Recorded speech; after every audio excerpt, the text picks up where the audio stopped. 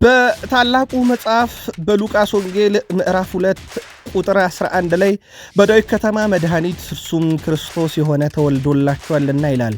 እንኳን ለጌታችንና ለመድኃኒታችን ለኢየሱስ ክርስቶስ የልደት በዓል ለመላው የክርስትና እምነት ተከታዮች ለመላው ኢትዮጵያን እንኳን አደረሳችሁ ብለናል። ቻናላችን ውድ ቤተሰቦቻችን ቃል ስፖርት ዩቲዩብ ቻናል መልካም ምኞታችንን እንገልጻለን። ታመው በሆስፒታል ላሉ ፈውስን፣ በእስር ቤት ላሉ መፈታትን፣ በጦርነት ውስጥ ላሉ ሰላምን፣ ለተጨነቁ ነፍሳት ረፍትን፣ ወዳጅ ዘመዶቻቸውን ላጡ መጽናናትን፣ በዛ ላይ ደግሞ ያሰባችሁት ብቻ የሚሳካለት እንዲሆንላችሁ ተመኝተናል። ውድ የቃል ስፖርት ዩቲዩብ ቻናል ቤተሰቦቻችን እናንተም መልካም ምኞታችሁን ልትጽፉልን ትችላላችሁ።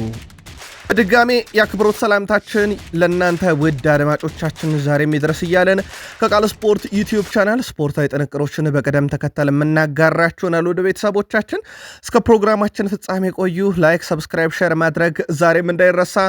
በሀሳብ መስጫ ሳጥናችን ላይ የበዓል መልእክቶቻችሁ በተጨማሪ በአፍሪካ ዋንጫ ሊሆን ይችላል አሊያም ዛሬ በአውሮፓ በሚደረጉ የሊግ ጨዋታዎች በሚደገፏቸው ክለቦች በፕሮግራማችን ይዘት በቃል ስፖርት ዩቲዩብ ቻናል ሀሳብ አስተያየታችሁ ልታጋሩን ትችላላችሁ።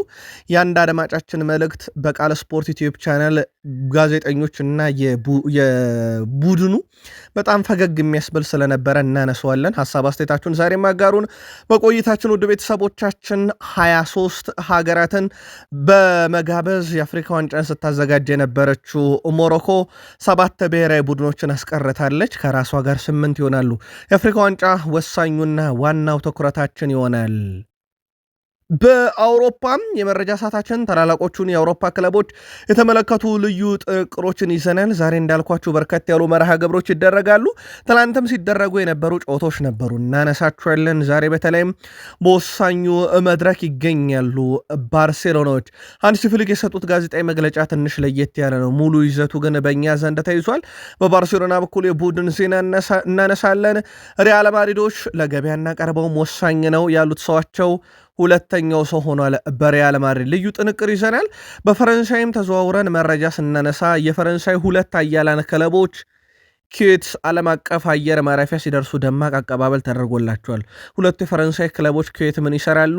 ማሰልጠን በቃኝ ያሉትን ሰው ካነሳን በኋላ የዓለም ኮከቡ ሊዮኔል አንድሬስ ሜሲ እዚህ ካሜራ ፊት ስቀርብ ነው የቸገረኝ እያለ ነው።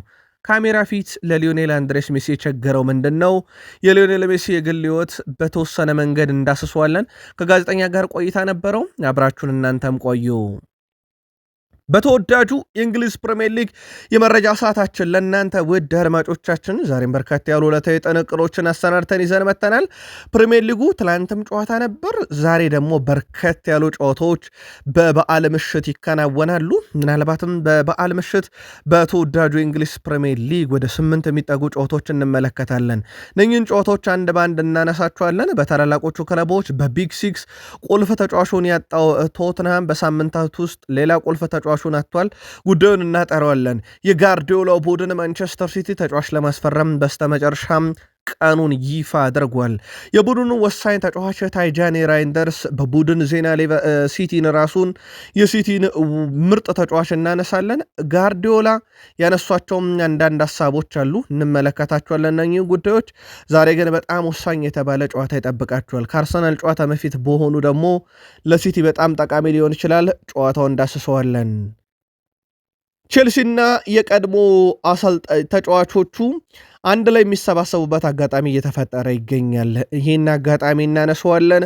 አዲሱ አሰልጣኝ ስራቸውን የሚጀምሩበት ቀን ስለታወቀ ጊዜያዊ አሰልጣኝ የሆኑት ማክፍላረን ዛሬ የመጨረሻ ጨዋታቸውን ወደ ክሬቨን ኮቴጅ አምርተው ቼልሲን የሚመሩ ይሆናል። ይህ ጨዋታ ለሳቸው ምን አይነት ውጤት ይዞ ይጠናቀቃል የሚለው በትልቁ ይጠበቃል። ሀሳባችሁን እያጋራችሁን በጨዋታው ዙሪያ ቼልሲያን ትቆዩን ያላችሁ።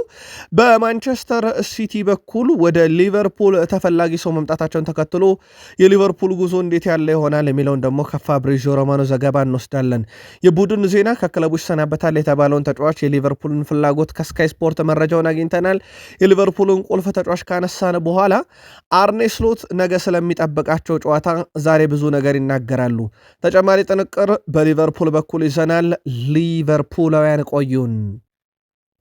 አርሰናል በፕሪሚየር ሊጉ መሪ ናቸው። ሌሎችም ግን መሪ የሆኑባቸውም የፕሪሚየር ሊግ ወሳኝ ቁጥሮች አሉ።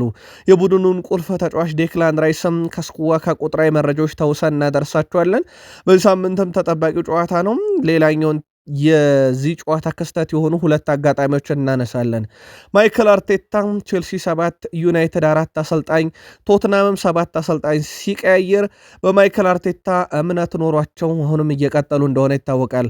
ተጨማሪ መረጃ በጉዳዩ ላይ እናነሳለን። አርሰናልን ብዙ ያስተቸውን አንድ ዝውውር በመረጃ ሰዓታችን ካነሳን በኋላ የቀድሞ ሰዎች ስለ አሁኑ አርሰናል የምንለው ነገር አለ ብለው ያሉት ነገር አለ። ቃል ስፖርት ዩቲዩብ ቻናልም እነኚህ የቀድሞ ሰዎችና ከዋከብቶች ስለ አርሰናል ምን አሉ፣ በምን ጉዳይ ላይ ተጨማሪ ጥንቅሮችን ይዘናል። የአርሰናል ደጋፊዎችም እስከ ፕሮግራማችን ፍጻሜ ቆዩ ብለናል። ዩናይትዳውያን በሩበን አሞሪም አንዳንድ የማይክዷቸው ነገሮች አሉ። እነኚህ በቁጥር የተገለጹና አንድ ደግሞ ዩናይትዳውያን ወሳኝ ያሉትን ሰው በቡድኑ በማቆየት ምንም ጥርጥር የለውም ልዩ ምስጋና የሚገባቸው ሰው ናቸው። የቀድሞ ረዳትም ለዩናይትድ ደጋፊዎች መልእክት አላቸው። መልእክታቸው እንደወረደ ለዩናይትድ ደጋፊዎች የሚደርስ ይሆናል። የኦሊ ጉናር ሶልሻየር ጉዳይ በየትኛውም ሰዓት የሚፈጸም የአሰልጣኝ ቅጥር ሆኖ የእሳቸው የዩናይትድ አሰልጣኝነት ነገር አሁን እርግጥ እየሆነ መጥቷል። ኦሊ ጉናር ሶልሻየር ማናቸው? በዩናይትድ የመጨረሻ ቆይታቸው ሰዓት ዩናይትድን ለምንድን ነበር ይቅርታ የጠየቁት? የእሳቸው በማንቸስተር ዩናይትድ ዳግም አሰልጣኝ መሆን እነማንን ወደ ቡድኑ ያመጣል፣ እነማንን ያነቃል፣ ያነቃቃል የሚለው እናነሳለን። ከእሳቸው ጋር አብረው የሚሰሩትን እናነሳለን። ዘ ስፔሻል ዋን ጆዜ ሞሪኖም ስለ ዩናይትድ የምለው ነገር አለ ብለዋል። ከጉዳት የተመለሱ የማንቸስተር ዩናይትድ ተጫዋቾችን ካነሳን በኋላ ጊዜው አሰልጣኝ ዳረን ፍሌቸር በልጆቼ ሳትምጡብኝ ብለዋል። ሁለት ልጆቻቸውን ይዘው በዩናይትድ እንዳሉ ይታወቃል። ልዩ ጥንቅር ይዘናል። የዛሬ ተርፍ ሙርም ጨዋታም ልዩ አጀንዳችን ይሆናል። በድጋሜ ከቃል ስፖርት ዩቲዩብ ቻናል መልካም በዓል እየተመኘን በሀሳብ መስጫ ሳጥናችን ላይ ዛሬም የበዓል መልካም ምኞታችሁን ልታጋሩን ትችላላችሁ። ከዛ በተጨማሪ ወደ ቤተሰቦቻችን ዛሬ በሚደረጉ ጨዋታዎችና በቃል ስፖርት ዩቲዩብ ቻናል የፕሮግራም ይዘት መልከታችሁን እያጋራችሁን መልካም ቆይታ ብለናል። በአፍሪካ ዋንጫ የጥሎ ማለፍ ጨዋታ መርሃ ግብሮች ተደርገው ተጠናቀዋል። ሲጠበቁ ከነበሩ ሁለት ጨዋታዎች ኮት ዲቫር ከቡርኪና ፋሶ ያደረጉት ጨዋታ ይጠቀስ ነበር። ኮት ዲቫር 3-0 አሸንፋ 3 ነጥብ ይዛ ከጥሎ ማለፉ ሩብ ፍጻሜን የተቀላቀለች ሆናለች። 20ኛው ደቂቃ ላይ የዩናይትዱ ተጫዋች አማድ ዲያሎ ሀገሩን ቀዳሚ ያደረገ። በዩናይትድ የሚፈለገው ያነ ዲዮሜንዴ 32ኛው ደቂቃ ላይ ሁለተኛውን ግብ አከለ። ቱሬ 87ኛው ደቂቃ ላይ ሶስቱን ግቦች አስቆጥረው ሩብ ፍጻሜውን ኮት ዲቫር ተቀላቅላለች። አማድ ዲያሎ በአፍሪካ ዋንጫ 3 ግቦችን አስቆጥሮ 1-0 የሚሆን ኳስ መቻች ተቀብሏል። የኮት ዲቫር ብሔራዊ ቡድን በቀጣይ በሩብ ፍጻሜ የግብፅ ብሔራዊ ቡድንን የምትፋለም ይሆናል። ሌላኛው መርሃ ግብር በአፍሪካ ዋንጫ ጥሎ ማለፍ አልጄሪያ ከዲሞክራቲክ ሪፐብሊክ ኦፍ ኮንጎ ያገናኘ ጨዋታ ነበር። ጨዋታው በአልጄሪያ 1-0 በሆነ አሸናፊነት ተጠናቋል። መደበኛ ደቂቃው 0-0 መጠናቀቁ ተከትሎ አልቢትሩ በጨመሩት 30 ደቂቃ አልጄሪያ 119ኛው ደቂቃ ላይ አብዲል ቦል ቢና ከመረብ ኳሷን አሳርፏት 1-0 አሸንፋ ነው ሩብ ፍጻሜን የተቀላቀለችው። በቀጣይ ናይጄሪያን የምትገጥም ይሆናል። የጨዋታውም ኮከብ የተባለው አብዲል ቦል ቢና ነው። በጣም አስደናቂ ግብ ነው። በነገራችን ላይ በዛች ሰዓት ላይ አስቆጥሮ ሀገሩን ለሩብ ፍጻሜ ማብቃት የቻለው። ውድ ቤተሰቦቻችን የአፍሪካ ዋንጫ ጥሎ ማለፍ መርሃ ግብሮች ተካሂደው ተጠናቀዋል። እነሆ አዘጋጇ ሀገረ ሞሮኮ 23 ሀገራትን ጠርታ ነበረ ለአፍሪካ ዋንጫ። ቀሪዎቹን ሰኝታ 7 ተቀርተዋል። ከእሷ ጋር 8 ሆነው በሩብ ፍጻሜ ይፋለማሉ። አርብ ማሊ ከሴኔጋል ምሽት 1 ሰዓት፣ አርብ ሞሮኮ ከካሜሮን ምሽት 4 ሰዓት፣ ቅዳሜ አልጄሪያ ከናይጄሪያ ምሽት 1 ሰዓት፣ እንዲሁ ቅዳሜ ግብፅ ከኮት ዲቫር ምሽት 4 ሰዓት በአፍሪካ ዋንጫ የሩብ ፍጻሜ መርሃ ግብራቸውን ያደርጋሉ። ውድ ቤተሰቦቻችን 100% የማሸነፍ ሂደት ላይ ያሉት ናይጄሪያና አልጄሪያ በሩብ ፍጻሜ ይገናኛሉ። ይሄ ያለምንም ጥርጥር የወቅቱ ትልቁ ጨዋታ ይሆናል። በእርግጥ ግብፅ ከኮት ዲቫር የሚያረጉት ጨዋታ፣ ሞሮኮ ከካሜሮን የሚያረጉትም ጨዋታ በአንጻራዊነት ትልቅ ናቸው። ግን በወቅታዊ ብቃት 100% የማሸነፍ ጉዞ ላይ ያሉት ሁለቱ ብሔራዊ ቡድኖች የሚያረጉት ጨዋታ ግን ቅዳሜ ምሽት 1 ሰዓት በትልቁ የሚጠበቅ መርሃ ግብር ይሆናል። ከአፍሪካ አልወጣንም። ትላንት በቃለ ስፖርት ዩቲዩብ ቻናል ወይም በቀን እንግለጸው ማክሰኞ ምሽት ጃንዋሪ 6 በቃለ ስፖርት ዩቲዩብ ቻናል ሁለት አፍሪካውያን በአንድ ብሔራዊ ቡድን ተጣልተዋል ብለናችሁ ነበር። ቪክተር ኦሲሜን እና ኤድሞላ ሉክማን በተጫዋቾቹ መካከል እንግዲህ አምበሉ ንድዲ ገብቶ ያረጋጋ ሲሆን ቪክተር ኦሲሜን ባሳየው ባህሪ ምክንያትም ከበርካቶች ትችት ቀርቦበታል። በተጨማሪም ከጨዋታው በኋላ የቡድን ተጫዋቾች በጋራ ደስታቸውን ሲገልጹ ቪክተር ኦሲሜን ጥሏቸው ነበረ ወደ መልበሻ ክፍል የገባው። ቪክተር ኦሲሜን ከጨዋታው በኋላ በድጋሜ ለናይጄሪያ ብሔራዊ ቡድን እንደማይጫወትና ራሱን እንደሚያገል ሲያስፈራራ ነበር የሚሉ ዘገባዎች ሲወጡ ነበረ። አንዳንድ የናይጄሪያ መገናኛ ብዙሃን ኦሲሜን የብሔራዊ ቡድን ስብስብ ለቆ ወደ ቱርክ አምርቷል የሚል ዘገባዎችን አውጥተው ነበረ። ውድ የቃል ስፖርት ዩቲዩብ ቻናል ቤተሰቦች ለማጣራት ባደረግነው ጥረትና የናይጄሪያ እግር ኳስ ፌዴሬሽን በበኩሉ ነገሩ በውስጥ መፈታቱን በመግለጽ የሚሰራጨው መረጃ ሐሰት ነው ብሎናል። ይህን ጉዳይ የምናረጋግጠው እስከ ቅዳሜ ናይጄሪያ አልጄሪያ እስከሚያደርጉት ጨዋታ ድረስ አጣርተን መረጃውን የምናመጣላችሁ ይሆናል። ወደ አውሮፓ መረጃችን እንሻገር። ውድ ቤተሰቦቻችን የአውሮፓ መረጃችንን ትላንት ሲደረጉ ከነበሩ የጣሊያን ሴሪ መርሃ ግብሮችን ጀምር። ዩቬንቱስ ከሳሱሎ ያደረጉት ጨዋታ አንደኛው የሚጠቀሰው መርሃ ግብር ነው። ዩቬንቱስ ከሜዳ ውጪ 3-0 አሸንፎ ድፍን 3 ነጥቦችን ወስዷል። ሳሱሎን 3-0 ዩቬንቱስ ሲያሸንፍ የዩቬንቱስን 3 የማሸነፊያ ግቦች ሙሃር ሞቪች የሳሱሎ ተጫዋች 16ኛው ደቂቃ ላይ በራሱ መረብ ላይ፣ ሜሪት 62ኛው ደቂቃ ላይ እና ጆናታን ዴቪድ 63ኛው ደቂቃ ላይ በደቂቃ ልዩነት ሶስቱን የዩቬንቱስ ግቦች ከመረብ አሳርፈዋል። ዩቬንቱስ ነጥቡን 36 አደረሰ። ሳሱሎ 23 ላይ ቀረ። ቀጣይ ሳምንት ሰኞ ዩቬንቱስ ከክሮሜንሴ፣ ቅዳሜ ሮማ ከሳሱሎ ጨዋታቸውን እንደዚሁ በጣሊያን ሴሪ የሚያከናውን ይሆናል። ጆናታን ዴቪድ የ25 ዓመቱ ተጫዋች ትላንትና ግብ አስቆጠር፣ አሲስት ያደረገ። የጨዋታው ላይ ለየት የሚያደርገው ነገር 6 የግብ ዕድል የፈጠረ በጣም አስደናቂ ተጫዋችም ነበረ። ሮማም ድል አድርጓል። ከሜዳ ውጪ ነው ሮማም ድል ያደረገው። ሊሴን 2-0 በሆነ ውጤት ሮማ ድል አድርጓል። ኢቫን ፈርጉሰን 14ኛው ደቂቃ ላይ፣ ዱቪክ 71ኛው ደቂቃ ላይ ሁለቱን የሮማ የማሸነፊያ ግቦች ካስቆጠሩ በኋላ ኢቫን ፈርጉሰን የጨዋታው ኮከብ ተብሎ እንደዚሁ መመረጥ የቻለበት ነበረ። የሴስክ ፋብሬጋሱ ቡድን ኮሞም ልክ እንደ ዩቬንቱስ ልክ እንደ ሮማ በተለይ ደግሞ ልክ እንደ ዩቬንቱስ ከሜዳ ውጪ 3-0 አሸንፎ ድፍን 3 ነጥብ ወስዷል። ፔዣን 3-0 ሲያሸንፍ ፕሮሜ 68ኛው ደቂቃ ላይ፣ ዱቪያካስ 76ኛው እና 96ኛው ደቂቃ ላይ ሶስቱን የማሸነፊያ ግቦች ለክለቡ አስቆጥሯል።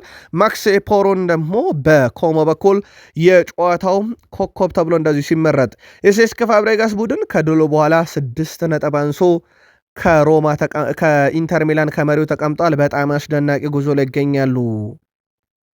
የጣሊያን ሴሪ ዛሬም መርሃ ግብሮች ቀጥለው ይካሄዳሉ። ውድ ቤተሰቦቻችን ቦሎኛ ከአታላንታ፣ ናፖሊ ከሄላስ ቬሮና፣ ላዚዮ ከፊዮረንቲና፣ ፓርማ ከኢንተር ሚላን፣ ቶሪኒዮ ከዩዲኒዜ ይጫወታሉ።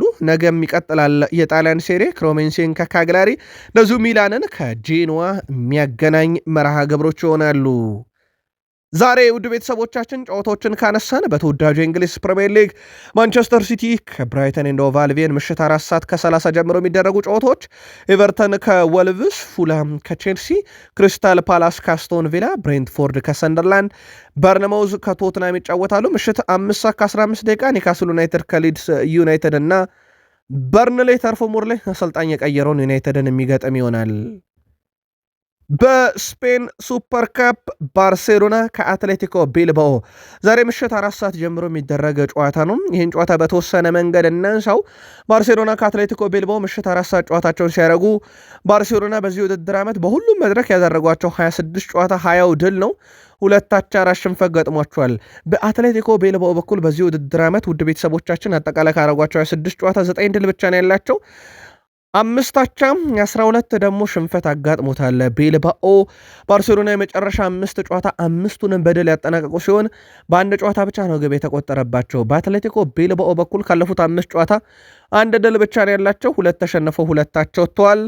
በእርስ በርስ ግንኙነት ባርሴሎና 126 ጊዜ ረቶታል ቢልባኦን። ቢልባኦ በተቃራኒው 81 ጊዜ ነው ባርሴሎናን የረታው፣ 40 ጊዜያቸው ወጥተዋል። የመጨረሻ የእርስ በርስ ግንኙነታቸውን ነጥለን ከተመለከተን አራቱንም የባርሴሎና የበላይነት አለ። ባርሴሎና አሸንፏል። ዛሬስ ድል አድርጎ ማን ለፍጻሜ ይበቃል? ምሽት 4 ሰዓት ምላሽ እናገኝበታለን። ቅድመ ግምት ላኩልን። ሃንሲ ፍሊክ ስለ ዛሬው ጨዋታን ከጋዜጠኞች ጋር ቆይታ ነበራቸው። ለተጫዋቾች ምን ነገራችሁ ሲባሉ ሃንሲ ፍሊክ 2 ጨዋታ ዋንጫውን ለማሸነፍ ይቀራቸዋል ብዬ አነቃቀቻቸዋለሁ። ከዚህ በላይ ተጫዋቾችን ማነቃቃት አልችልም በዚህ ጉዳይ ላይ ብለዋል። ይሄም በቂ ማነቃቃት ነው ብለዋል። ስለዚህ እሳቸው ሱፍም አልለበሱ ማይክም አልጨበጡም። እንዲሁ በደፈናው 2 ጨዋታ ይቀራቸዋል ብለው አነቃቅቻለሁ ብለዋል ተጫዋቾቻቸው ተነቃቅተው እነኝህን 2 ጨዋታ አሸነፈው ዋንጫ ያነሳሉ ወይ? በቀጣይ የሚጠበቅ ነው። ሃንሲ ፍሊክ ሌላ ያነሱት ጉዳይ ስለ ጆ ካንሴሎ ዝውውር ነበረ። እሱ ለቡድናችን በጣም ጠቃሚ ይሆናል፣ በሁለቱም ክንፍ ይጫወታል፣ ለ6 ወር ከኛ ጋር ይቆያል ብለው ዝውውሩን እንደዚሁ አረጋግጠዋል። ከዚህ ዝውውር ጋር በተያያዘ ውድ ቤተሰቦቻችን ያው ተጫዋቹ በቀጣይ ባርሳን ይቀላቀላል። ይህ ምንም የተረጋገጠ ነገር ነው። የተጫዋቹን የእግር ኳስ ህይወት እናንሳ። ግን ቤኔፊካ ብሎ ጀመረ፣ በቫሌንሺያ በታዳጊዎችም በዋናው ቡድንም ተጫወተ። ከዛ ኢንተር ሚላን፣ ዩቬንቱስ አለ። ከዛ ሲቲ መጥቶ ራሱን ለዓለም በደንብ አስተዋወቀ። ከዛ በውሰት ባየር ሙኒክ፣ በውሰት ባርሴሎና፣ በቋሚነት ከውሰት ቆይታው ከባየር ሙኒክ እና ከባርሴሎና በኋላ ሲቲ ለቀዋል ይላልን ተቀላቀለ። አሁን መልሶ በ6 ወር ኮንትራት ባርሴሎናን የሚቀላቀል ይሆናል ማለት ነው። በባርሴሎና በኩል እንግዲህ ተጫዋቹን ዝውውር በቅርቡ ይፋ ያደርጋሉ ተብሎ ይጠበቃል። ከባርሴሎና ሳንወጣ ማርክ አንድሬ ተር ስቴገን አዲስ ጉዳት ትላንት በልምምድ ላይ ያስተናግዷል። የባርሴሎና ግብ ጠባቂ ወደ ቡድኑ ከተመለሰ በኋላ እንግዲህ በልምምድ ላይ በነበረ ሰዓት ላይ ነው እንግዲህ ጉዳት ዳግም ያስተናግደው። ስለዚህ መቼ ይመለሳል የሚለው እርግጥ አይደለም። ተጫዋቹ ግን በዚህ ጥር ዝውውር መስኮት ክለቡን ይለቃል ተብሎ ሲጠበቅ እንደነበረ የሚዘነጋ አይደለም። ሪያል ማድሪድ ደርሰናል። ወደ ቤተሰቦቻችን የወቅቱ አነጋጋሪ ተጫዋቻቸው ጎንዛሎ ጋርሻን በተመለከተም የቡድኑ 2ኛ ከፍተኛ ግብ አስቆጣሪ ሆኗል። በነገራችን ላይ በዣቪ አሎንሶ ስር ይሄ በጣም አነጋጋሪ የሚያደርገው ተጫዋቹ ያገኘው የጨዋታ እድል በጣም ጥቂት መሆኑ ነው። ከቪኒሺየስ ጁኒየርም ከቤሊንግሃም ያንሳል። ግን ቪኒሺየስ ጁኒየር፣ ቤሊንግሃም 6 ግብ ነው ያላቸው። ከኬሊያን ምባፔ 30 ግብ ቀጥሎ በዣቪ አሎንሶ ቡድን ስር በርካታ ግብ ያስቆጠረ ተጫዋች ሆኗል ጋርሻ ከሰሞኑ ሃትሪክ በኋላ ምናልባት ነገም የቡድኑ ቋሚ ተሰላፊ ይሆናል። ምክንያቱም ኬሊያን ምባፔ ከስብስብ ውጭ ነው በጉዳት ምክንያት። ስለዚህ ጎንዛሎ ጋርሻ አሁን ከቪኒሺየስ ጁኒየርም ከቤሊንግሃምም ልቆ የሚገኘው ሰው ዳግም ሊልቅ ይችላል። ተጫዋቹም በጥርም ይሁን በቀጣይ ክረምት ላይ ሪያል ማድሪድን በውሰትም ይሁን በቋሚነት እንደማይለቅ ከሰሞኑ ሪያል ማድሪድ ማሳወቁ ይታወቃል። የተጫዋቹ ቁጥር ግን እጅግ በጣም አነጋጋሪ የሚባል ነው። ሉዊስ ኤንሪኬ በፓሪሰን ዠርሜን የዕድሜ ዘመን ኮንትራት ቀርቦላቸው እንደነበር ይታወቃል። ለሳቸው ቅርብ የሆኑ ታማኝ የዜና ምንጮች ሉዊስ ኤንሪኬ ይህንን ኮንትራት ግን አይፈርሙትም እየተባለ ይገኛል። እሳቸው አዲስ ክለብ መያዝ፣ አዲስ ክለብ ማሰልጠን፣ አዲስ ፈተናን በሕይወታቸው መጋፈጥ ይፈልጋሉ ተብሏል። በእርግጥ አንድ ዕውቅና ታዋቂ የፓሪሰን ዠርሜን ደጋፊና ጸሐፊ እሳቸው ልባቸው ሲፈጠርም ባርሴሎናን እያሉ የኖሩ ሰው ናቸውና አንድ ቀን ክለባችንን ፓሪሰን ዠርሜንን ትተው ወደሚወዱት ክለብ ባርሴሎና መመለሳቸው አይቀርም ማለቱ ይታወቃል። በእሳቸው የታክቲካል እውቀት ላይ ጥርጥር የለኝም የሚለው ይህ ሰው ታዲያ በእሳቸው የፓሪሰን ዠርሜን ቆይታ ላይ ግን ጥርጣሬ የለኝ እያለ ነበር። ለማንኛውም ይህን ኮንትራት አይፈርሙትም እየተባለ ነው። 2027 ላይ ልባቸው ባርሴሎና ነው እየተባለ ነው። ምናልባት እንዴት ባለ መንገድ ምላሽ ይሰጣሉ? ከራሳቸው አንደበት እንጠብቀዋለን። ፓሪሰን ዠርሜን እና ኦሎምፒክ ማርሴ ግን ኩዌት ገብቷል። ወደ ቤተሰቦቻችን ኩዌት ምን ይሰራሉ ካላችሁ በነገ ዕለት በኢትዮጵያን ሰዓት አቆጣጠር ምሽት 3 ሰዓት ሲል ፓሪሰን ዠርሜን ከኦሎምፒክ ማርሴ የፍሬንች ሱፐር ካፕ የፍጻሜ ጨዋታ ስለሚያደርጉ ነው። ኔዘርላንዳዊ የቀድሞ አያክስ፣ የቀድሞ ማንቸስተር ዩናይትድ፣ የጥቂት ወራትም ቢሆን የቀድሞ የባየርን ሌቨርኩሰን አሰልጣኝ ኤሪክ ቴንሃግ አሰልጣኝነት ስራን አቁመዋል። አሰልጣኝ ኤሪክ ቴንሃግ በአሁኑ ሰዓት የኔዘርላንዱን ክለብ ትዌንቴ ቴክኒካል ዳይሬክተር በመሆን በኃላፊነት ተረክበዋል። አሰልጣኝ ኤሪክ ቴንሃግ ከሚቀጥለው የውድድር ዘመን የመጀመሪያ ጅማሮ ስራቸውን እንደሚጀምሩም ክለቡ ይፋ አድርጓል። እሳቸው በአያክስ ታክቲክና ዕውቀታቸው ችሎታ ዩናይትድን ወደ ቀደመ ገናንነቱ ሊመልሱ ከመጡ በኋላ ግን አሰልጣኝነታቸውን ዩናይትድ ተጠራጥሮ ካሰናበታቸው በኋላ እሳቸውም ከዚህ በኋላ እኔ አሰልጣኝ አይደለሁም ብለዋል። አስገራሚ ነው ነገርየው።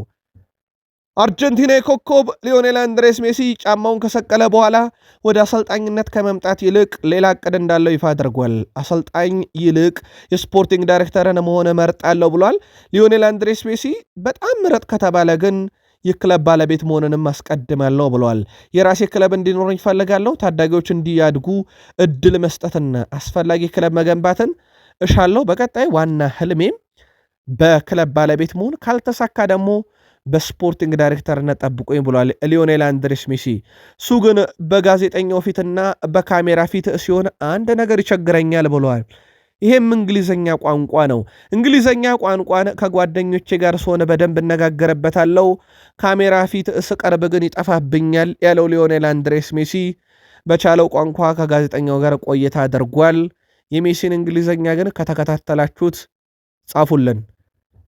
ሜሲ ይቀጥላል። ሁልጊዜም እንደምለው ለራሴ ትልቁ ተቺ እኔው ራሴ ነኝ። ነገሮችን መች በጥሩ ሁኔታ እንደሰራውና መች ደግሞ እንደተሳሳትኩ በደንብ አውቃለሁ።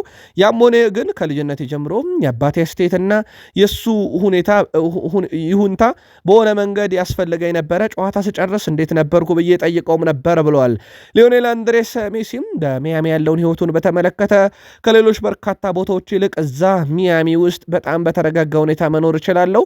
እዚህ ሰዎች አናወራቸው የተለየ ነው። ብዙዎችም ለእግር ኳስ ያን ያህል ትልቅ ቦታ አይሰጡም። እዚህ ያለ ህይወት በጣም የተለመደ ነው። ነገሮች በልጆች እና በእነሱ የጊዜ ሰሌዳ ላይም የተመሰረተ ነውና ቀላል ህይወት እንድኖር ረድቶኛል ብሏል ሊዮኔል ሜሲ። ራሴን ከመጠን በላይ ማጋለጥ፣ ብዙ ማውራት ወይም ወደ ጭቅጭቅ ውስጥ መግባት አልፈልግም። ያንን ሁሌም ማስወገድ እመርጣለሁ። በሜዳ ላይ ከማሳየው ነገር ማለትም ከእግር ኳስ ውጪ በሌላ ማንኛውም መንገድ ሚዲያ ላይ እንድታወቅም መነጋገሪያ እንደሆነም አልሻም ብሏል።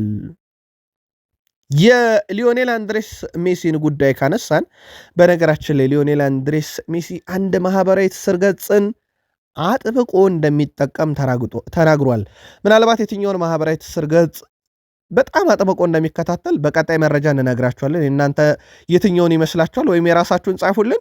ታዋቂው ሚዲያ ኢኤስፒኤን እንደ አውሮፓውያኑ አቆጣጠር ከፈረንጆች አቆጣጠር 2000 ዓመተ ምህረት ጀምሮ በ21ኛው ክፍለ ዘመን ምርጦችን ሲመርጥ ሊዮኔል ሜሲን አንደኛ፣ ክርስቲያኖን ሁለተኛ፣ ቴሪ ዳንኤል ኦነሪን ሶስተኛ፣ ዚነዲን ያዚን ዚዳን አራተኛ፣ ሉካ ሞድሪች አምስተኛ እያለ ኬሊያን ምባፔ፣ አንድሬስ ኢኒየስታ፣ ዣቪ፣ ሮናልዶ ናዛሪዮ፣ ዴሌማ፣ ሮናልዲኒዮ ጎቾ፣ ዝላታን ኢብራሂሞቪች፣ ኬቨን ደብሮይና፣ ቶኒ ክሮስ፣ ሰርጂዮ ራሞስ፣ ካርለስ ፒዮል፣ ካሪም ቤንዜማ፣ ሰርጂዮ ቡስኬት፣ ሮቤርት ሌዋንዶስኪ፣ ካካ፣ ኔይማር ጁኒየር፣ አንድሪያ ፔርሎ፣ ዋይኔ ማርኮሪኒ፣ ፓትሪክ ቬራ፣ ሉዊስ ሱዋሬዝ፣ ጃሊጂ ቡፎን እያለ ይቀጥላል እስከ 25ኛ። የእናንተን ምርጡን በክፍለ ዘመኑ ወይም ከ2000 በኋላ ልታደርሱን ትችላላችሁ። ኤስፔን ሊዮኔል አንድሬስ ሜሲን አንደኛ፣ ሮናልዶን ሁለተኛ ያደርጓል። ውድ የቃል ስፖርት ዩቲዩብ ቻናል ቤተሰቦቻችን ከእናንተ ከሆነው ቃል ስፖርት ዩቲዩብ ቻናል ለዚህ ሰዓት መርጠን ያሰናዳላችሁን ስፖርታዊ ጥንቅሮች እያጋራናችሁ እንገኛለን። ከተወዳጁ የእንግሊዝ ፕሪሚየር ሊግ ብቻ ወዳገኘናቸው የዕለቱ ጥንቅሮቻችን እንሻገራለን። ከፕሪሚየር ሊግ የመረጃ ሰዓታችን ጋር ላይክ፣ ሰብስክራይብ፣ ሼር እያደረጋችሁ ሀሳብ አስተያየታችሁን እያጋራችሁን ቆዩ። አንድ አድማጭ ተመልካቻችን ግን በሀሳብ መስጫ ሳጥናችን ላይ አንድ መልእክት ላከልንና ሙሉ የቃል ስፖርት ዩቲዩብ ቻናል ቲምን ትንሽ ፈገግ ያደረገ ነበረ። የአድማጭ ተመልካቻችን ሐሳብ ቃል በቃል እንደዚህ ይላል። ውድ ቤተሰቦቻችን በእርግጥ የጻፈውን የክለብ ስም አንጠቅስም። ቃል ስፖርት የታወቀ ሲቪል የሚል ቃል ተጠቅሞበታልና የኤክስ ደጋፊ ነው ይላል። አጻጻፉንና የጻፈበትን መልእክት አካሄድ ስላደነቅን ነው። በጣም እናመሰግናለን። በዚሁ አጋጣሚ እናንተ ሀሳብ አስተያየታችሁን ላኩልን። በድጋሚ መልካም በዓል ብለን ወደ ፕሪሚየር ሊግ መረጃ እንሻገር። ትላንት ፕሪሚየር ሊጉ በ21ኛ ሳምንት ዌስትሃም ዩናይትድ ከኖቲንግሃም ፎረስት ለንደን ስቴዲየም ላይ አገናኝቶ ነበረ። ጨዋታውም በእንግዳው ቡድን ኖቲንግሃም ፎረስት 2-1 አሸናፊነት ተጠናቋል። ግብ በማስቆጠር ረገድ ዌስትሃሞች ይመሩ ነበረ። ሙሪሎ የኖቲንግሃም ፎረስት ተጫዋች 13ኛው ደቂቃ ላይ ራሱ ላይ ያስቆጥሮላቸው ማለት ነው። ከረፍት በኋላ ግን ኖቲንግሃም ፎረስት ዲዮሜኒጌስ 55ኛው ደቂቃ ላይ፣ ጊብስ ዋይት በፍጹም ቅጣት ምት 89ኛው ደቂቃ ላይ ግብ አስቆጥሮ ኖቲንግሃም ፎረስት እንግዳው ቡድን 2-0 ሆኖ ውጤት ድል አድርጓል። ኑኖ ስፕሪንቶ ሳንቶስ ይህን ቡድን ይዘው እስከ መች ይቆያሉ የሚለውም ምናልባትም በቀናት ውስጥ ስንብታቸውን ልንሰማ እንችላለን።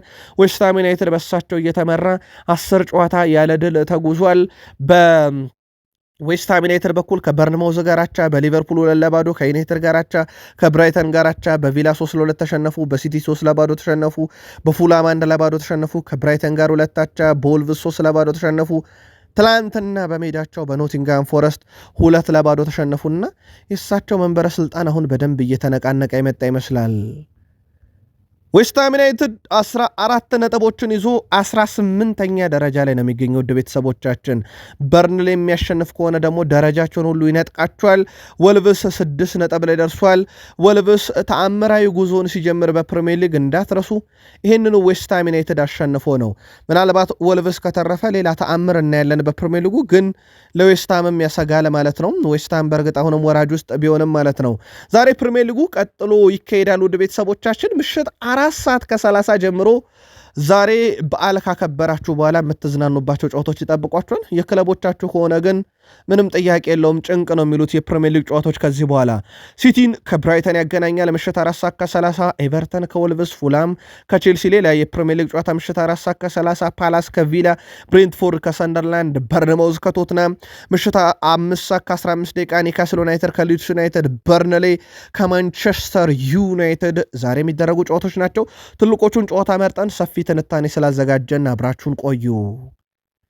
የኒካስል ዩናይትድ አሰልጣኝ ኤዲ ሃው ዛሬ ቡድናቸው በሴንት ጄምስ ፓርክ ስቴዲየም ከሊድስ ዩናይትድ ጨዋታ በፊት በጋዜጣዊ መግለጫ ተገኝተው አንድ ጥያቄ ቀረበላቸው።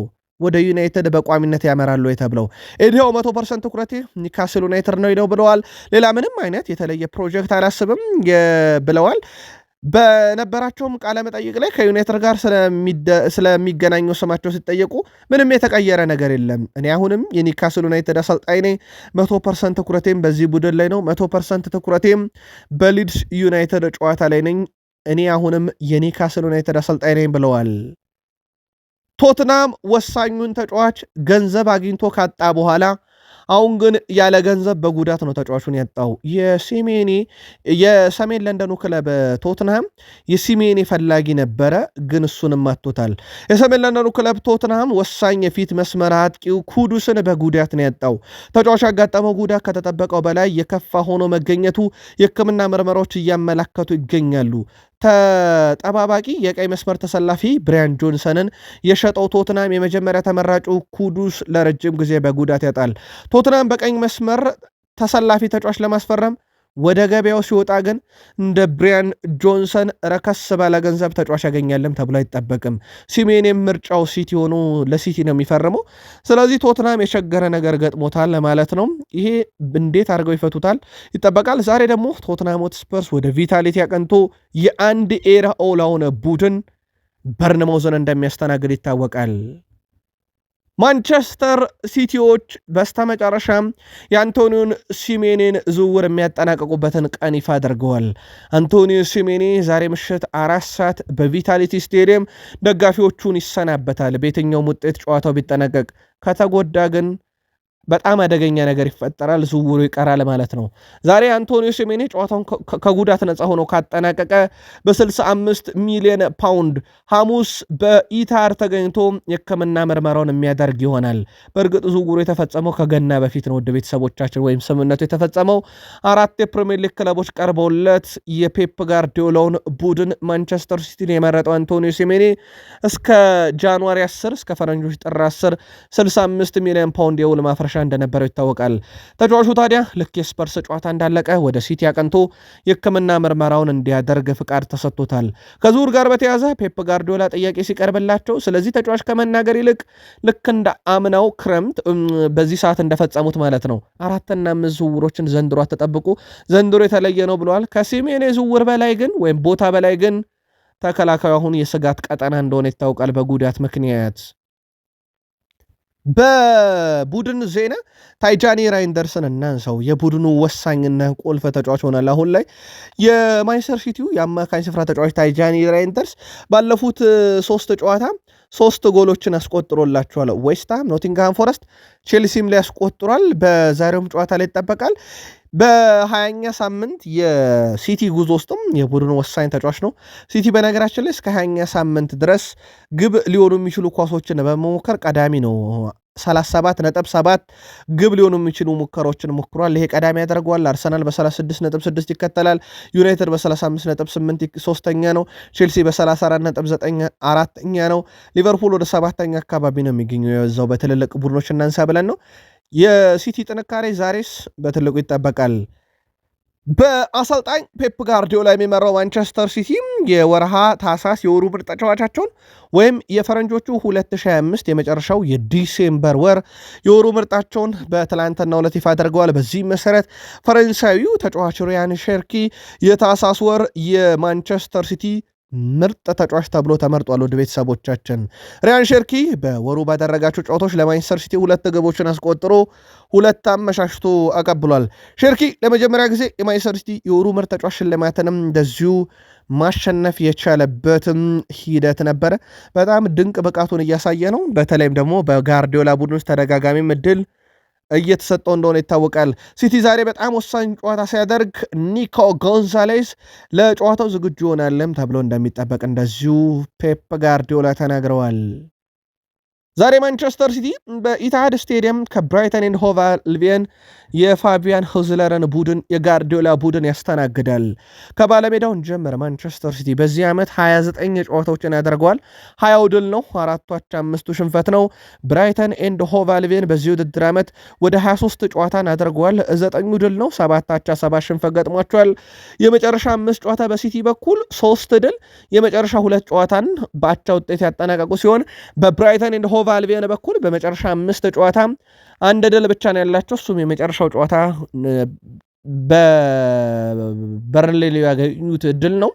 ከዛ ውጭ 4ቱ ጨዋታ 2ቱን አቻ 2ቱን ተሸንፈዋል። በሲቲ በኩል ብራይተንን 20 ጊዜ ረትቷል። ብራይተን 7 ያሸንፎ 7 ያቻ ወጥቷል። የመጨረሻ 4 ግንኙነታቸውን ነጥለን ብንመለከት ግን የብራይተን የበላይነት አለ። ሲቲ አንዴን ያሸነፈው ካሸነፈው ቆይቷል። የመጨረሻ 3 ጨዋታ ብራይተን 2ቱን አሸንፎ 2ቱን አቻ ወጥቷል። ምናልባት ሲቲ ዛሬ ሂሳብ የሚያወራርድበት ጨዋታ ይሆናል ተብሎ ይጠበቃል። በሲቲና በአርሰናል መካከል ያለ የነጥብ ልዩነት 6 ነው። ምናልባት የነጥብ ልዩነቱን ለማጥበብ ዛሬ እና አርሰናል ላይ ጫና ለመፍጠር ሲቲ ድሉ በጣም ያስፈልጓል። ቅድመ ግምታችሁን በጨዋታው ዙሪያ ላኩልን። ቼልሲ አዲሱን አሰልጣኝ ከሾመ በኋላ ሊያም ሮዘኔር በጃንዋሪ 10 ጀምሮ ቡድኑን ይረከባሉ። እሳቸው ወደ ቡድኑ ሲመጡ ዳግም ሌላ ሰው ያገኛሉ። ሊያም ዴላፕ የተባለ አጥቂ ያገኛሉ። በሃል ሲቲ አብረው ሰርተዋል። እሳቸው አሰልጣኝ ሊያም ዴላፕ ተጫዋች ሆኖ አሁንም እሳቸው አሰልጣኝ ሊያም ዴላፕ ተጫዋች ሆኖ አብረው በቼልሲ ይሰራሉ። ሊያም ዴላፕ ግን እድለኛ ነው። አስቀድሞም ወደ ቼልሲ ሲመጣ ቀድሞ ከሚያውቃቸው ማሬስካ ጋር ሰራ። ቼልሲ ማሬስካን አሰናብቶ አዲስ አሰልጣኝም ሲያመጣ እሱ የሚያውቃቸው እሱ የሚያደንቃቸው አሰልጣኙ የቀድሞ አሰልጣኙ እሱም የሚያደንቁት ሰው ዳግም ተገናኝተዋልና ነገሮች ለሊያም ዴላፕ በየትኛውም መንገድ ጥሩ ሆነውለታል። እሳቸው ደግሞ የ6 ዓመት ኮንትራታቸውን ፈርመዋልና ከቀጣይ ቅዳሜ ጀምሮ የቼልሲ አሰልጣኝ ይሆናሉ። ካልም ማክፍላረን ከዛሬ ጀምሮ የመጨረሻ ጨዋታቸውን መርተው ክለቡን ይሰናበታሉ። እሳቸው የመጨረሻ ጨዋታቸውን ግን በእንግድነት ወደ ክራቨን ኮቴጅ አቅንተው ፉልሃምን ነው የሚገጥሙት። ባለሜዳው ፉልሃም በዚህ ውድድር ዓመት አጠቃላይ ካደረጋቸው ጨዋታዎች ውስጥ 10 ድል 5 አቻ እንደዚሁም 9 ሽንፈት ናቸው። በቼልሲ በኩል በዚህ ውድድር ዓመት 14 ድል 8 አቻ 7 ሽንፈት ናቸው። 14 ድል የማሬስካ ድል ናቸው። ከ8 አቻ 1 አቻ ደግሞ የአዲሱ አሰልጣኝ ማክፍላረን ናቸው። በፉልሃም በኩል በዚህ ውድድር ዓመት በመጨረሻዎቹ 5 ጨዋታ 2 ድል 2 አቻ 1 ሽንፈት። በቼልሲ በኩል በዚህ ውድድር ዓመት በመጨረሻዎቹ 5 ጨዋታ 1 ድል ብቻ ነው ያላቸው። 3 አቻ 1 ሽንፈት። በእርስ በርስ ግንኙነታቸው ቼልሲ 53 ጊዜ ረቷል። ፉልሃም 11 ጊዜ ረቷል። 27 ጊዜ ጨዋታቸውን ባቸው ውጤት ነው ያጠናቀቁት። በመጨረሻዎቹ የእርስ በርስ 4 ግንኙነታቸው ቼልሲ 2 ሲያሸንፍ ፉልሃም 1 ያሸንፏል። ቼልሲ 3 ሲያሸንፍ ፉልሃም 1 ያሸንፏል። የቼልሲ የበላይነት አለ። ቼልሲ ዛሬ ድል የሚያደርግ ከሆነ ነጥቡን 34 በማድረስ ከሊቨርፑልም በላይ መሆን ይችላል። ሊቨርፑል ነገ እስኪጫወት ድረስ ዛሬስ ማን ድል ይቀነዋል? ቅድመ ግምታችሁን ላኩልን። ሊቨርፑል በዚህ ውድድር ዓመት ራሱን የማጠናከር ግድ የሚለው ሰዓትም ነው። በእርግጥ የጥር ዝውውር መስኮት ላይ አስገዳጅ ባልሆነ የሜዳ ክፍልም ቢሆን አንድ ዝውውርን ለማድረግ ግን እንደ ማርክ ጉዌን ያለ ግድ ይላቸዋል። በእርግጥ ቡድኑ አሁን በመከላከል ረገድ በተወሰነ መንገድ ለውጥ አለው፣ ግን ጥንቅቅ ያለ ነው ባይባልም ማርክ ጉዌን የሊቨርፑል ፍላጎት ይላል ፋብሪዚዮ ሮማኖ አልተቀዛቀዘም፣ አሁን ፍላጎትም አለ ብሏል። ሊቨርፑሎች ግን ይህንን ዝውውር በነፃ ማድረግ የሚችሉበት እድል እንዳለ እያወቁ ግን ፉክክሩ በጣም ከፍተኛ መሆኑን ተከትሎ የሚፈጠረው ነገር አሁን በሊቨርፑል እንቅስቃሴ ላይ ብቻ ይወሰናል ብሏል። ሊቨርፑል በጥር ወር ስምነቱን አስቀድሞ ማጠናቀቅ ይችል ዘንድ እንመለከታለን ያለው ፋብሪዚዮ ሮማኖ። አሁን ለፓላስ ይፋዊ ጥያቄ ግን ሊቨርፑል አላቀረበም። ነገር ግን ሊቨርፑል አሁንም ከወኪሎቹ ጋር ድርድር ውይይት እያደረገ ነው፣ በተለይም ተጫዋቹን በማሳመን ረገድ ማለት ነው። በሊቨርፑል በኩል ማርክ ጉዌን ላለማጣት የሚደረገው ጥረት ሲቀጥል ሲቲ አሁን ያለበት አጣብቂኝ ሁኔታ ግድ የሚል አይነት ዝውውርን ነውና ማርክ ጉዌን በማሳመን ሂደት ላይ ሊቨርፑሎች ጥረታቸውን አጠናክረው ቀጥለዋል። ፍሬድሪኮ ኬዛን በተመለከተ ዩቬንቱስ አሁንም የተጫዋቹ ፈላጊ ነው። የመጨረሻ ውሳኔ በፍሬድሪኮ ኬዛና በሊቨርፑል አልተወሰነም።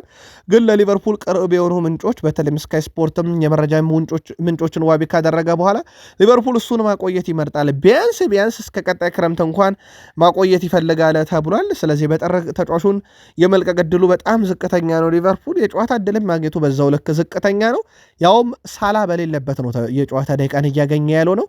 ከዚህ ጋር በተያያዘም በርካቶች ተቃውሞ እንዳላቸው ይታወቃል። በተጫዋች በቂ ዕድል አለማግኘት ፍሎሪያን ቬርዝ በአርሰናሉ ጨዋታ ምናልባትም ሌላ በሊቨርፑል የሚጠበቅ ተጫዋች ሆኗል። አሁን ላይ ሲመጣ የነበሩ ትችቶች ሁሉ በርደው ያ ግብ አያስቆጥርም አሲስት አያደርግም የተባለው ተጫዋች ግን ሜዳ ላይ ከግቦቹ በተጨማሪ በቁጥራዊ መረጃ በጨዋታ እንቅስቃሴ ከኳስም ውጭ አስደናቂ የሆነ ሰው በቅርብ ጨዋታዎች ላይ በተለይም ባለፉት 4 ጨዋታ 3 የግብ አስተዋጽኦ 2 ግብ 1 አሲስት አለው።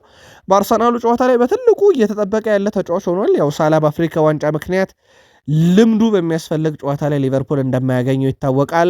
ጨዋታው ደግሞ በዛ ላይ ኤምሬትስ ላይ ነው የሚደረገው። ይህ ጨዋታ ለሊቨርፑልም ለአርሰናልም አሉበት የደረጃ ሰንጠረዥ አስፈላጊ ነው። ጨዋታውን በተመለከተ ግን ሁለቱ አሰልጣኞች ምን ይላሉ የሚለውን የጋዜጠኞች ጋር የሚኖራቸውን ቆይታ ማለት ነው ከጥቂት ደቂቃዎች በኋላ ይጀምራል። የሁለቱንም አሰልጣኝ የአርኔ ስሎትንም የማይክል አርቴታንም በቀጣይ መረጃ ሰዓት የምናካትት ይሆናል። ይህን ጨዋታ ስናነሳ ግን በአርሰናል አንድ ሰው አይረሳም። አርዣቪን አይረሳም። ወደ ቤተሰቦቻችን አርዣቪን የተባለ ተጫዋች በአንድ ወቅት አንፊልድ ሮድ ስቴዲየም አቅንቶ አርሰናል ከሊቨርፑል ጋር 4-4 በሆናቸው ውጤት ጨዋታው ሲጠናቀቅ 4ቱን ግቦች ለአርሰናል አስቆጥሮ አርሰናላውያን ከዚህ ቢጫ መለያው ጋር አይረሱትም። በሊቨርፑልም በኩል በነገራችን ላይ 4ቱ ግቦች በሁለት ተጫዋች የተቆጠሩ ነበሩ።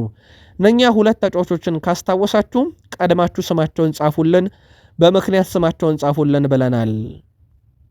በአርሰናል በኩል በፕሪሚየር ሊጉ ከፍተኛ ኤክስጂ ያለው ክለብ ነው። ግብ የማስቆጠር ንጻሬ፣ ዝቅተኛ ደግሞ ግብ የመቆጠር ንጻሬ ያለውም ቡድን ነው። ታዋቂው የመረጃ ምንጭ ሁስኮርድ ይህንን የጠቀሰለት አርሰናል በቡድን ውስጥ ደግሞ እንደ ዴክላን ራይስ ያለ በፕሪሚየር ሊጉ በጣም አስደናቂ አማካኝ ያላቸው ሌላ ይህን የሊቨርፑል ጨዋታ መወሰን የሚችል አይነት ተጫዋች ነው። የባለፈውንም የበርንማውዝ ጨዋታ የወሰነላቸው እሱ እንደነበረ ይታወቃል። ዴክላን ራይስ ከፕሪሚየር ሊግ ተጫዋቾች በሁሉም የውድድር መድረኮች ላይ 14 ትልልቅ የግብ ዕድሎችን የፈጠረ ነው። ከስኳካ ያገኘነው መረጃ ይህም ተጫዋች በጨዋታው ላይ በትልቁ ይጠበቃል። ማይክል አርቴታ እንግዲህ በአርሰናል አሁንም እምነት ተጥሎባቸው በአርሰናል ቤት ረጅም ዓመታትን እየቆዩ ይገኛሉ። በፕሪሚየር ሊግ ረጅም ዓመታትም ከአንድ ክለብ እየሰለጠኑ ከሚገኙት ይጠቀሳል። እሳቸው አንድ ብለው አርሰናልን ማሰልጠን ከጀመሩ ጊዜ ጀምሮ ቼልሲ 7፣ ቶትናም 7 አሰልጣኝ ቀይረዋል። ማንቸስተር ዩናይትድ 4ኛ አሰልጣኙን አሰናብቷል። ማይክል አርቴታ በዛው መንበረ ስልጣናቸው ላይ አሁንም አሉ። ቡድኑን በትልቅ ዋንጫ ደረጃ በተለይኛው በሚጠበቅባቸው የፕሪሚየር ሊግና የአውሮፓ ሻምፒዮንስ ሊግ ዋንጫ ማለት ነው ይጠበቃሉ። እሳቸውም ቡድኑን በእርግጥ ዋንጫ ካነሳ ረጅም ጊዜ ሆኖታል። እንደ አጠቃላይም ትልቅ ዋንጫን ካነሳ የእሳቸውም የአሰልጣኝነት መንበረ ስልጣን ግን ጸንቶ ለመቆየቱ ወሳኙ ነገር ቡድኑን ያለምንም ጥርጥር ተፎካካሪ ብቻ ሳይሆን በጣም የቀረበና እርግጠኛ የሚኮንበት አይነት ቡድን አድርገውታል። ዘንድሮ ደግሞ ዋንጫ ይጠበቃል። ካላነሱ ግን ምናልባት የሚሳቸውም የአርሰናል ቆይታ ጥያቄ ምልክት ውስጥ ይወድቃል። አርሰናል በአንድ ዝውውር ትችት አስተናግዷል። የአንቶኒዮ ሴሜኔ ዝውውር ነው። የአንቶኒዮ ሴሜኔ ዝውውር በነገራችን ላይ በሰዓታት ውስጥ የሚፈጸም ወይም የቶትናምና የበርንማውዝ ጨዋታ እንዳለቀ የሚፈጸም ዝውውር እንደሆነ ይታወቃል። አርሰናልን ሲደግፍ ያደገው አንቶኒዮ ሴሜኔ፣ የአርሰናል የልብ ደጋፊ የሆነው አንቶኒዮ ሴሜኔ፣ ለአርሰናል የመጫወት ህልም የነበረው አንቶኒዮ ሴሜኔ አርሰናልን ዋንጫ ሊነጥቅ በሚጫወተው ውሃ ሰማዮቹ ሲቲ ይጫወታል። ስለዚህ በበርንማውዝ ሲጫወት አርሰናል ላይ የሚያደርሰው አደጋና በሲቲ ሲጫወት የሚያደርሰው አደጋ እኩል አይደለም። ይህን የሚያውቀው አርሰናል ታዲያ ጋናይን ኮከብ ማስፈረም ሲችል ግን በእቅድ ደረጃ የጥር የዝውውር መስኮት አካል እቅድ አይደለህም በሚል ትቶ ለሲቲ ያሳልፈው መስጠቱ ግን በበርካቶች ዘንድ አርሰናልን እያስተቸ ይገኛል። አርሰናል በእርግጥ በእቅድ የሚንቀሳቀስ ቡድን ነው። በእርግጥ ሁሉም በእቅድ ነው የሚንቀሳቀሰው። ግን ይህ አይነት ዝውውር እቅድ አያስቀይርም ወይ? አርሰናል መልከታችሁን ላኩልን። የቀድሞ የአርሰናል ኮከብ ኤማኑኤል ኤቦይ በዚህ ውድድር ዘመን የፕሪሚየር ሊግ ዋንጫ ለማሸነፍ ከቀድሞ ክለቡ አርሰናል ጋር የሚፎካከሩ 3 ቡድኖች አሉ ብሏል። በዚህ ውድድር ዘመን 4 ቡድኖች አሁንም በዋንጫ ፉክክር እንዳሉ አስባለሁ። አርሰናልና ማንቸስተር ሲቲዎች ዋነኞቹ ተፎካካሪ ናቸው። አሁን ላይ ግን አስቶን ቪላና ሊቨርፑልንም እሰጋቸዋለሁ ብሏል። የሱ አሁንም ዋነኛ ምኞት ግን የቀድሞ ክለቡ አርሰናል ዋንጫ ያነሳ ዘንድ ነው። ዳኒ መርፊም ይቀጥላል። ስለ አርሰናልና ማንቸስተር ሲቲ በዚህ ውድድር ዘመን ስላለውም ልዩነት ሲናገር ማንቸስተር ሲቲ ከፍተኛ ጥንካሬና የቡድን ጥልቀት እንዳላቸው ይሰማኛል።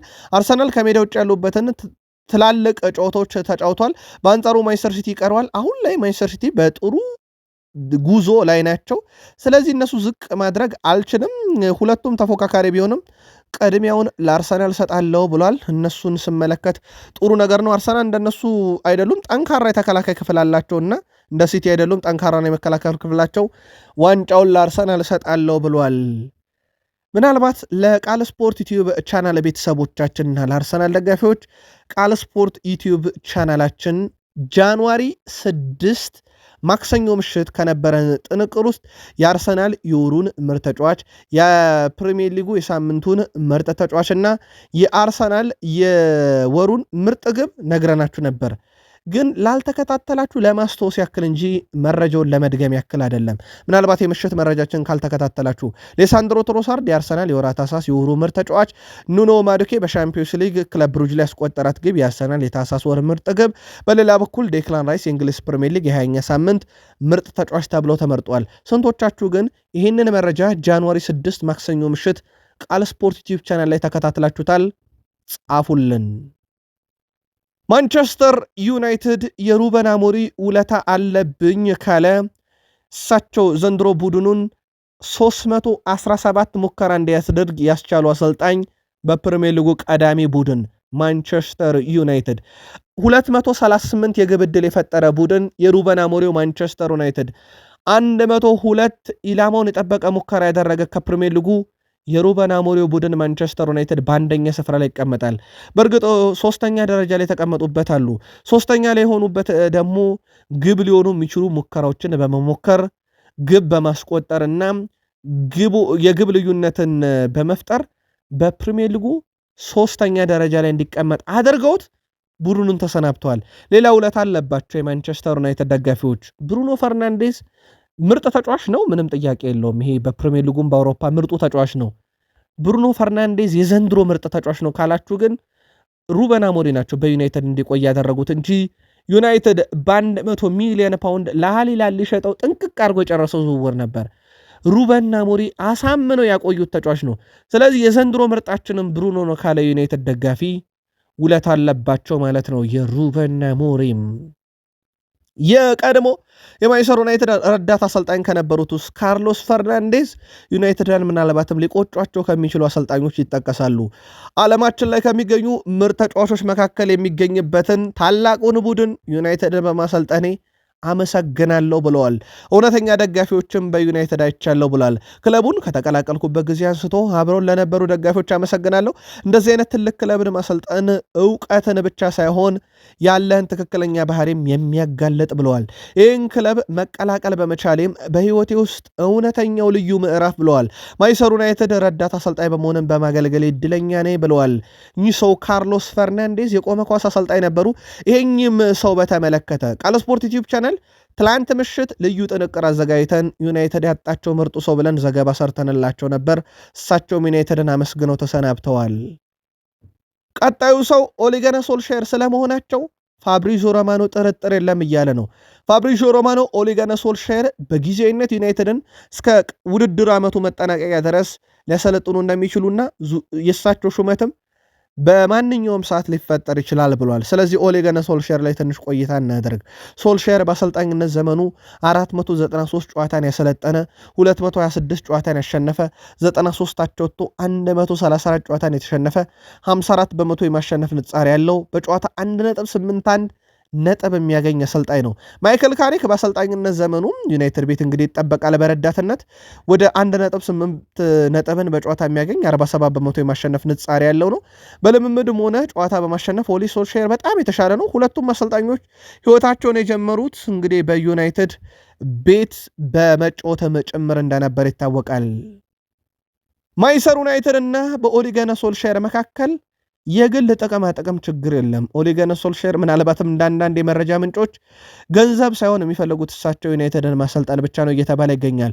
ሶልሼር እስከ ውድድር ዓመቱ መጨረሻ ድረስ ቡድኑን ለመረከብ አሁን ላይ ተቀዳሚ ሆነው ከዩናይትድ ባለስልጣናት ጋር ፍሬያማ ንግግር ካደረጉ በኋላ ሶልሼር በድጋሚ ክለቡን የመረከብ እድላቸውም ሰዓታት ብቻ የቀሩት ተብሏል። እንደ ኤሮፓያን አቆጣጠር እሳቸው 2021 ላይ ማይካቸውን ጨብጠው በግዙፉ ኦልትራፎርድ ሁለተኛ ሆነው ከጨረሱ በኋላ ዩናይትድን ዝቅ ብለው በይፋ ይቅርታ የጠየቁ አሰልጣኝ ናቸው። በሊግ ውስጥ መሆን የምንፈልገበት ቦታ ላይ እንዳልሆነ እናውቃለሁ ነው ያሉት። ሁለተኛ መሆንን ምኞታችን ከሁለተኛ ደረጃ በጣም የላቀ ነው። ሁለተኛ መውጣታችን ስኬት ነው አለለም ለዩናይትድ ያሉ ሰው ናቸው። አሁን ዩናይትድን በጊዜያዊነት እስከ 6 ወር ለማሰልጠን የመጨረሻው ምዕራፍ ላይ ደረሱት። ምናልባት የእሳቸው ወደ ዩናይትድ መምጣት የሚያመጣቸው አንዳንድ የሚጠበቁ ለውጦች አሉ። ለአብነት ያክል በማንቸስተር ዩናይትድ ውስጥ ኮቢ ሜይኖ በውድድር ዘመኑ ሁለተኛው የውድድር ክፍለ ጊዜ ላይ በእሳቸው ስር የመጫወቻ ዕድል ያገኛል ተብሎ ይጠበቃል።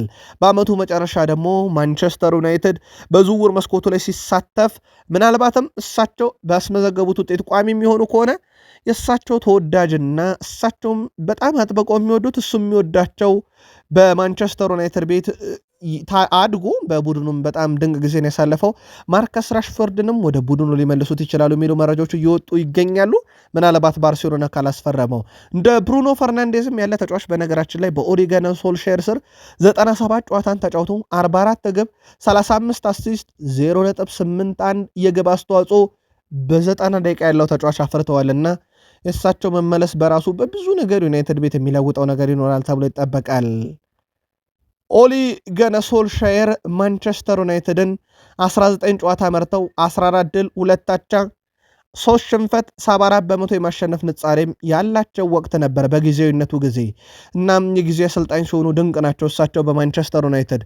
ዘ ስፔሻል ዋን ጆዜ ሞሪኒዮም ያስረከቧቸው የሄዱት ዩናይትድ በሩበን አሞሪም አልጋ ወራሽነት ቀጥሎ ነበረ በሳቸው በጣም በሚወደደው ሰው በጆዜ ሞሪኖ ሩበን አሞሪን በተመለከተ ሀሳባቸውን አጋርተዋል። በማንቸስተር ዩናይትድ የነበረኝ የሥራ ዘመን በግልጽ አውቃለሁ፣ ለምን እንደወጣውም በሚገባ አውቃለሁ። ነገር ግን ሁልጊዜም እንደምናገረው ወይም ለማድረግ እንደሞከርኩት ከክለብ ወጣ በሩን እዘጋለው ወይስ ስለነሱ አላስብም፣ ከዛ ምን እንደተፈጠረ አስተያየት አልሰጥም፣ ወይም ከልክ በላይ በውጪ አልተነተንም ብለዋል። እናም እሳቸው ሩበን በ14 ወር ውስጥ የተከሰተው ሁኔታ ሩበንን ብቻ ሊተነትን ይገባል። እናም እኔ ብዙ ሐሳብ አልሰጥም ብለዋል። ዘ ስፔሻል ዋን በማንቸስተር ዩናይትድ በኩል ምናልባት በቡድን ዜና ወቅታዊ መረጃዎችን እናንሳ። ጄጄ ጋብርኤል ትላንትና ከቡድኑ ጋር ልምምድ አድርጓል። ከዋናው ቡድን ጋር ከብራይተኑ የኤፍኤ ካፕ ጨዋታ በፊትም በሌላ ልምምድ መርሃ ግብር ላይ ይሳተፋል ተብሎ ይጠበቃል። በማንቸስተር ዩናይትድ ውስጥ ያሉ የውስጥ ምንጮችም ጋብርኤል ወይም ጄጄ ጋብርኤል እሁድ በሚደረገው ጨዋታ የቡድን ስብስብ የማይካተትበት እድል የለም በማለት እየተናገሩ ይገኛሉና ጄጄ በጨዋታ ላይ የሚሳተፍ ከሆነ በክለቡ ታሪክ በእድሜ ትንሹ ተጫዋች ይሆናል እና ምናልባት በዳረን ፍሌቸር ወይንስ በአዲስ አሰልጣኝ ሆነው ዩናይትድን በሚረከቡት በጊዜያዊነትም ቢሆን ማለት ነው በኦሊ ጉናር ሶልሼር በማን ስር ጄጄ ጋብርኤል እድል ያገኛል የሚለው ይጠበቃል። ተጫዋቹ ግን በጣም ትልቅ ተሰጥኦ ያለው ተጫዋች ነው። ማንቸስተር ዩናይትድ በጊዜያዊነት እየመሩ ይገኛሉ። ዳረን ፍሌቸር የቅድመ ጨዋታ ጋዜጣዊ መግለጫ ሰጡ። ትላንትና እሳቸው ብዙ ነጥብ አነሱበት። አሰልጣኝ ዳረን ፍሌቸር በንግግር ወቅት ብሩኖ ፈርናንዴዝ እና ሜሰን ማውንት ወደ ሜዳ መመለሳቸውን አረጋግጠዋል። ሁለቱም ልምምድ ሰርተዋል ያለው ዳረን ፍሌቸር ወደ ቡድን ልምምድ ተመልሰዋል። ነገር ግን በጨዋታው ላይ የሚሰጣቸው ደቂቃ ሊገደብ ይችላል ብለዋል። የብሩኖ ፈርናንዴዝም የሜሰን ማውንትም። ስለዚህ ማንቸስተር ዩናይትድ በኩል የምንጠብቃቸው ተጫዋቾች አሉ። ብሩኖ ፈርናንዴዝ ወደ ሜዳ ተመልሷል ማለት ነው። ይሄ ለዩናይትድ ትልቅ የሚባል እድል ነው ይዞ የሚመጣውም። በዛ ላይም ለአሰልጣኙም ሌላ ትልቅ እድል ሊሆን ይችላል። ምክንያቱም በወሳኝ ጨዋታ የቡድኑን ቁልፍ ተጫዋች ማግኘታቸው እሳቸውን በራሱ በዩናይትድ ሌላ ቋሚ ሊያስደረግ የሚችል የስድስት ወሩንም ቢሆን እድል ሊሰጥ ይችላልና ብሩኖ ፈርናንዴዝ እና ሜሰን ማውንት ወደ ጨዋታ ተመልሰዋል። ዳረን ፍሌቸር የእሱ የማንቸስተር ዩናይትድ ቡድን ምን ሊመስል እንደሚችል ተጠየቁ ከጋዜጠኞች። ተስፋ የማደረገው የእኔ ማንነትን ጥቂት የሚወክልና እኔ የማውቀውን ያንን የፈርጊን ማንቸስተር ዩናይትድ የሚመስል ቡድን ዛሬ ጠብቁ ብለዋል። ስለዚህ ደጋፊዎች ሊኮሩበት የሚችሉ እኔም ልኮራበት የሚችል ማንቸስተር ዩናይትድን ዛሬ ለደጋፊው ያሳያለሁ ብሏል። እንደዚህ እንደሚሆን እርግጠኛ ነኝ፣ ምክንያቱም በተጫዋቾቹ አምናለሁ፣ ጥሩና ለክለቡ ግድ የሚላቸው ተጫዋቾች አሉን ብለዋል። በቡድን ውስጥ ብዙ ጥራት እንዳለም አምናለሁ። እኔም እነሱ ራሳቸውን እንዲገልጹና ያንን ጥራታቸውን እንዲያሳዩ ምቹ ሁኔታ እንፈጥራለሁና ዛሬ ትልቅ ነገር ጠብቁ ብሏል ለዩናይትድ ደጋፊዎች። ዳረን ፍሌቸር ሲናገሩም እንግዲህ እሳቸው በአሰልጣኝነት ሲመሩ የበርንሌው ጨዋታም የመጀመሪያቸው ሆነ በማንቸስተር ዩናይትድ በጊዜው አሰልጣኝነታቸው መቀጠል እንደሚፈልጉ ሲጠየቁ እውነት ለመናገር እስካሁን ያሰብኩት ጉዳይ አይደለም፣ ሁሉም ነገር በፍጥነት ስለተወሰነ አሁን ትኩረቴ የበርንሌው ጨዋታ ላይ ነው ብለዋል። እንግዲህ በእሳቸው በኩል ሌሎች ያነሷቸው ነጥቦች አሉ። ስለ ልጆቻቸው ተጠይቀው ነበረ። ያው እሳቸው አላመጧቸውም ወደ ቡድኑ፣ እሳቸውም ይህንን ያረጋገጡት። የቡድን አሰላለፍ መረጃ ከጨዋታ በፊት ልነግርህ አልችልም።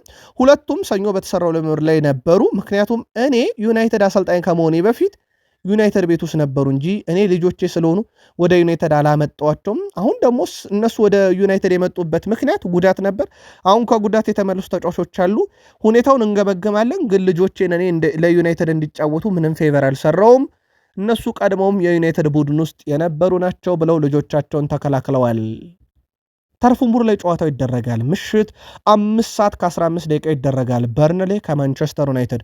ባለሜዳው በርንሌ በዚህ ውድድር ዓመት 4 ድል 3 አቻ ኖሮት 15 ጨዋታን የተሸነፈ ቡድን ነው። ማንቸስተር ዩናይትድ በዚህ ውድድር ዓመት 8 ድል 8 አቻ 5 ሽንፈት ገጥሞታል። እነኚህ ሁሉም በሩበን አሞሪም ስር ናቸው ያሉት። ስለዚህ የዳረን ፍሌቸር ከዛሬ ጀምሮ ይቆጠራል። በርንሌ ባለፉት 5 ጨዋታ ድል ምን እንደሆነ አያውቅም። 2 አቻ 3 ሽንፈት ነው። ዩናይትድ ባለፉት 5 ጨዋታ 1 ድል ነው ያለው። 3 አቻ 1 ሽንፈት ገጥሞታል። ዩናይትድ 62 ጊዜ ሲረታ በርንሌ 41 ጊዜ ረቷል። 22 ጊዜያቸው ወጥቷል። የመጨረሻ 5 ግንኙነታቸውን ነጥለን ከተመለከትን ዩናይትድ 3ቱን ሲያሸንፍ 1 ጊዜያቸው ወጥቷል። የዩናይትድ የበላይነትም አለ ማለት ነው። ዛሬ ማን ሊረታ ይችላል? ቅድመ ግምታችሁን ጻፉልን። ዛሬ በአውሮፓ ዙሪያ በእንግሊዝ ፕሪሚየር ሊግ ምሽት 4:30 በርንማውዝ ከቶትናም፣ ብሬንትፎርድ ከሰንደርላንድ፣ ፓላስ ከአስቶን ቪላ፣ ኤቨርተን ከወልቭስ፣ ፉላም ከቼልሲ፣ ሲቲ ከብራይተን ይጫወታሉ። ምሽት 5:15 በርንሌ ከማንቸስተር ዩናይትድ፣ ኒውካስል ዩናይትድ ከሊድስ ዩናይትድ። በስፔን የባርሴሎናና የአትሌቲኮ ቤልባኦ የስፔን ሱፐር ካፕ ጨዋታ ምሽት 4 ሰዓት። በጣሊያን ሴሪኤ ምሽት 1:30 ቦሎኛ ከአታላንታ፣ ናፖሊ ከቬሮና። ምሽት 4:45 ላዚዮ ከፌሬንቲና፣ ፓርማ ከኢንተር፣ ቶሪኒዮ ከዩዲኒዝ ይጫወታል። ቃል ስፖርት ዩቲዩብ ቻናል በድጋሚ እንላለን ለውድ የክርስትና እምነት ተከታዮችና ለቃል ስፖርት ዩቲዩብ ቻናል ውድ ኢትዮጵያውያን በሙሉ መልካም የገና በዓል እንዲሆንላችሁ ተመኝተን የሰዓቱን ስፖርታዊ ጥንቅር አበቃን። ሰናይ ቀን